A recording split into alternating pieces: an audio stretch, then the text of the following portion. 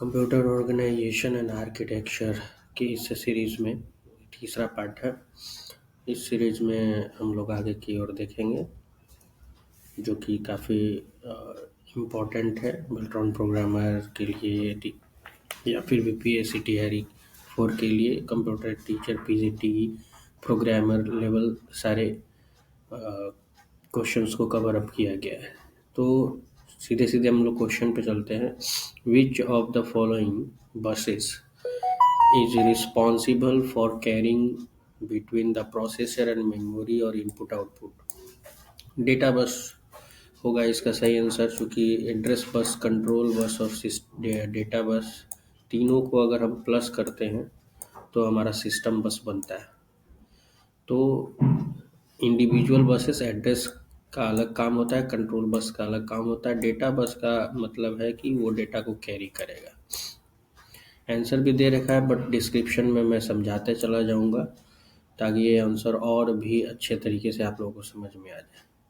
What is the function of the address bus? Address bus का function क्या होता है? तो बेसिकली एड्रेस बस का फंक्शन होता है कि मेमोरी एड्रेस को फाइंड आउट करना। ठीक है, मैं कहीं ना कहीं किसी न किसी मेमोरी में हमारा डेटा रहेगा, स्टोर रहेगा। उस मेमोरी एड्रेस को CPU टू मेमोरी यानी कि कैरिंग करना, ले जाना, उस एड्रेस को पकड़ना, उस एड्रेस को फाइंड आउट करना, ये हमारा एड्रेस बस का काम होता है। तो carrying memory address from CPU to memory हमारा मोस्ट सुटेबल आंसर हो गया। कंट्रोल बस जैसे कि नेम से ही इनिशियलाइज हो रहा है कि कंट्रोलिंग करने का काम करेगा, सारे सिग्नल्स को कंट्रोल करता है। तो carrying signals for synchronization and control of operations. Next है which of the following correct describe the relationship between address bus and database. Address bus मतलब एड्रेस फाइंड आउट करने वाला, डेटा मतलब डेटा को एक जगह से दूसरे जगह कैरिंग करने के लिए। तो एड्रेस बार डिटरमाइन क्या करेगा? मेमोरी लोकेशन को डिटरमाइन करेगा, मेमोरी लोकेशन को।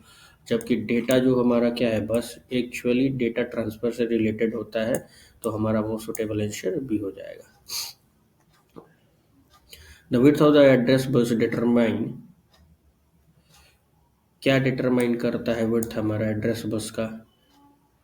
तो मैक्सिमम मेमोरी जो हमारा एड्रेसेबल होगा CPU के थ्रू, तो वो हमारा डिटरमाइन करेगा। परफॉर्मेंस मैट्रिसेस से भी कुछ इम्पोर्टेंट सवाल आते हैं जिसमें through output latency, MIPS, flops, speed का मतलब क्या होता है, ये सारी चीज़ों से एक फिल्टर रिकॉर्ड बनाया मैंने।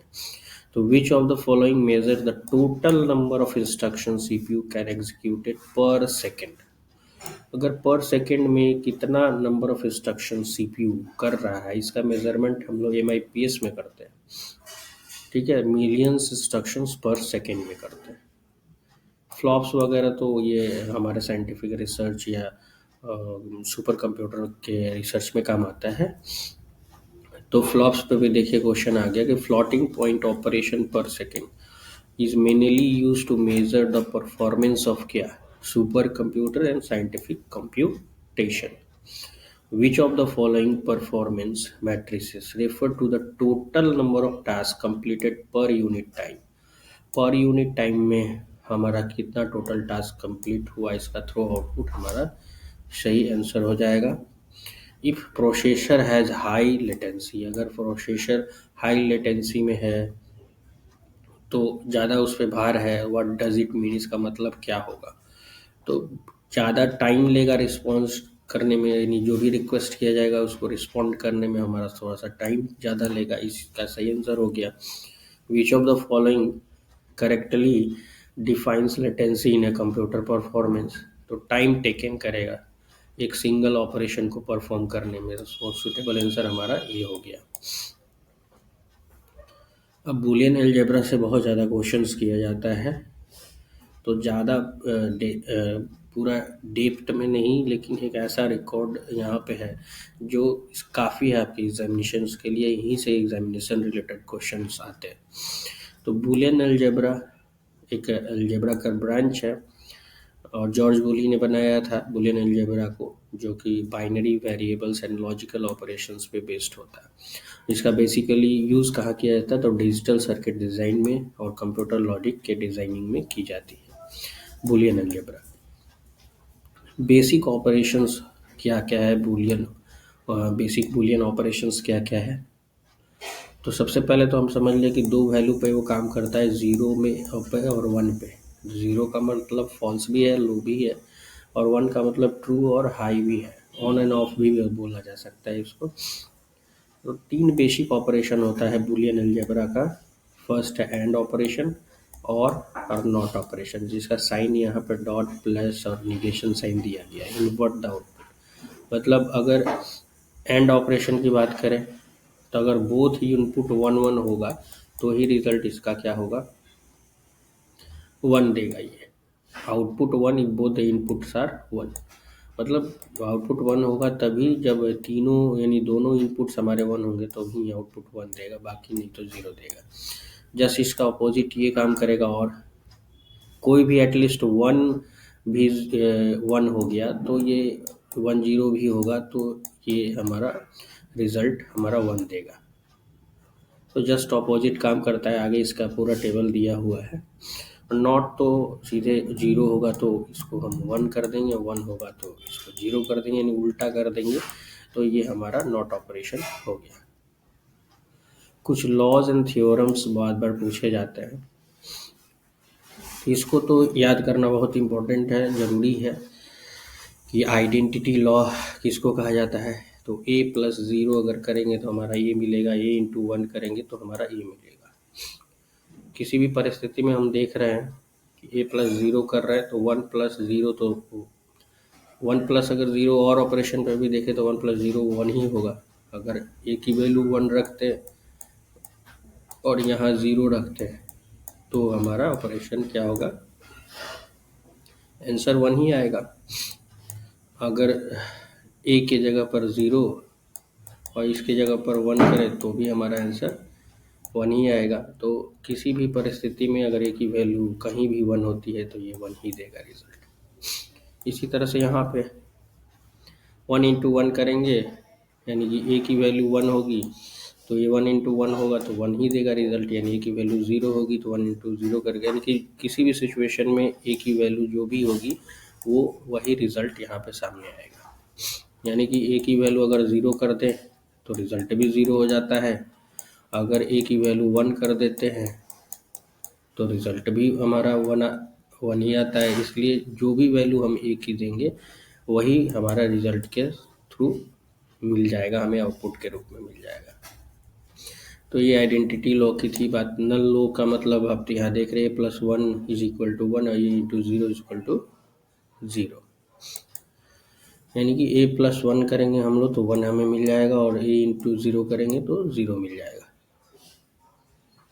आइडेम्पोर्टेंट लॉ में याद करने का एक ही तरीका है इसको, कि तीनों ए रहे तो समझ लेंगे कि वो हमारा आइडेम्पोर्टेंट लॉ है।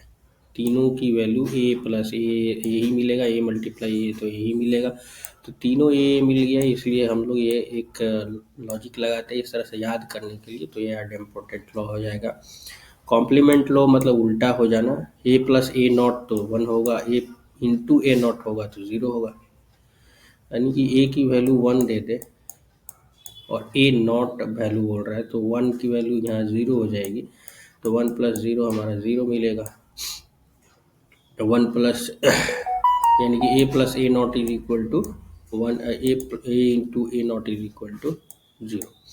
कॉम्युनिकेटिव लॉ उल्टा कर दीजिए, A plus B B is equal to B plus A into B B multiply A, तो ये हमारा कॉम्युनिकेटिव लॉ हो गया। एसोसिएटिव लॉ मतलब A plus B plus C is equal to A plus B plus C, bracket में last वाला B plus C इधर bracket में चला जाएगा। उसी तरह से मल्टीप्लिकेशन में भी ये भी होगा, A into B multiply C, A into B bracket B into C हो जाएगा।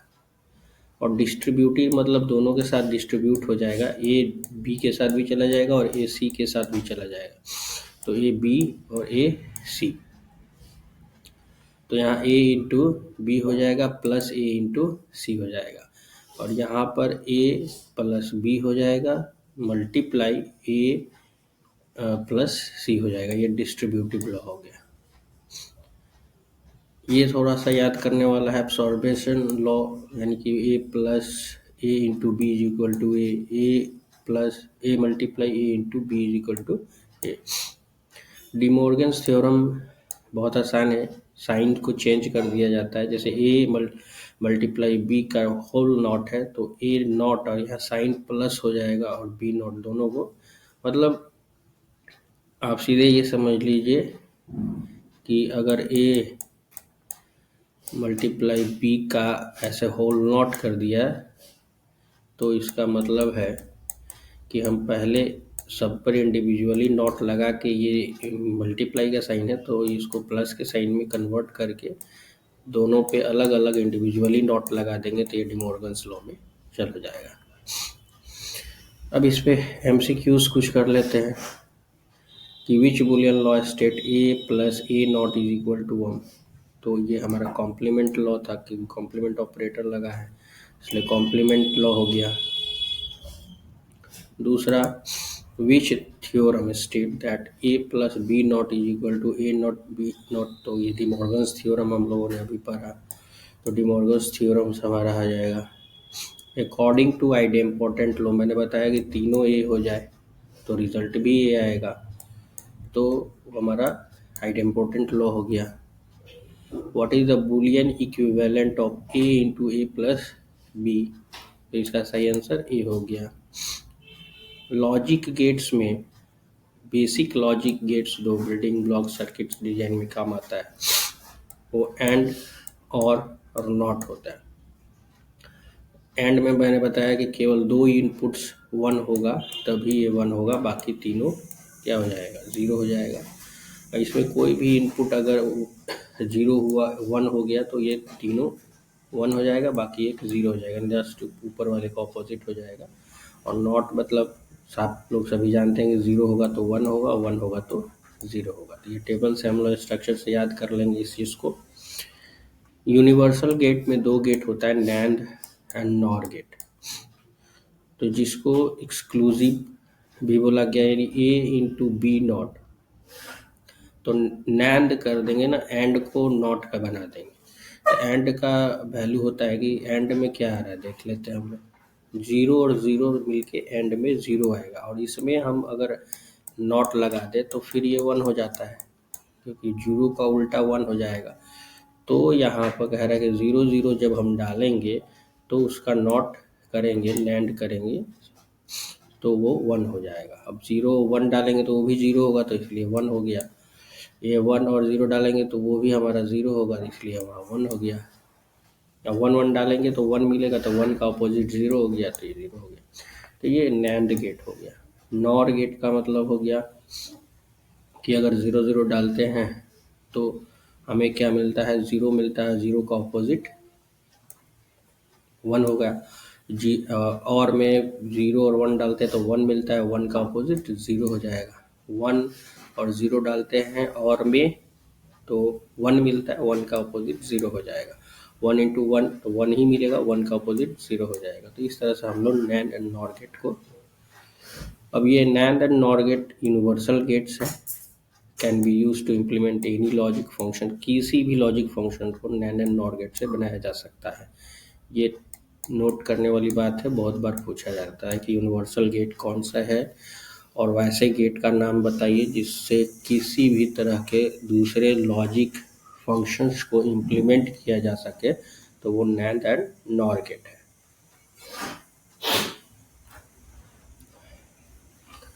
कुछ स्पेशल गेट्स हैं, एक्सॉर एक्सनॉर गेट है, तो इसका ए एक्सक्लूसिव बी यानी A not B plus A B not, इसका फॉर्मूला यानी एक्सप्रेशन, हम लोग इसका एक्सप्रेशन लिखते हैं A not B plus A B not. तो ये एक्स ऑड की बात है, तो याद कर लेंगे कि 0 0 0 होगा, 0 1 1 होगा, 1 0 1 होगा, और 1 1 का अपोजिट 0 हो जाएगा।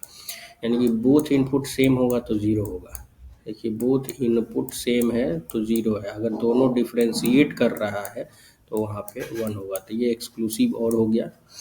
एक्सनॉर का मतलब अगर दोनों सेम वैल्यू है 0 0 तो ये 1 हो जाएगा, और दोनों डिफरेंशिएट करेगा वैल्यू, तो ये हमारा क्या हो जाएगा, 0 हो जाएगा। और दोनों सेम हुआ तो फिर सेम वैल्यू हमारा रिजल्ट करेगा। तो जस्ट इसका ऑपोजिट ये हो गया, इसका ऑपोजिट ये हो गया। तो the and gate produce an output 1 only when at least one input भी हमारा 1 हो जाएगा, तो हमारा रिजल्ट भी 1 होगा। Which logic gates always give opposite of the input, तो not. The NAND gate is called universal gate because it can use to build all other logic gates. The output of XOR gate 1 कब मिलेगा, जब both the inputs are different, क्योंकि यहाँ हम लोग देखा कि एक्सक्लूसिव किसके बारे में पूछ रहा है, तो एक्सक्लूसिव और के बारे में पूछा है। तो एक्सक्लूसिव और में जब both the input are the same the result is opposite. तो यहाँ पे पूछ रहा है कि द आउटपुट ऑफ 1 कब होगा, जब बोथ इनपुट्स डिफरेंट करेंगे। तो जब बोथ इनपुट हमारा यहाँ देखिए डिफरेंट है, वो यहाँ 1 है, फिर यहाँ 0 है, फिर यहाँ 0 है, यहाँ 1 है, तो अपोजिट हो जाएगा। तो यहाँ पर यहाँ पे 0 और 1 मिलके 1 हो जाता है, और 1 एंड 0 मिलके 1 होता है।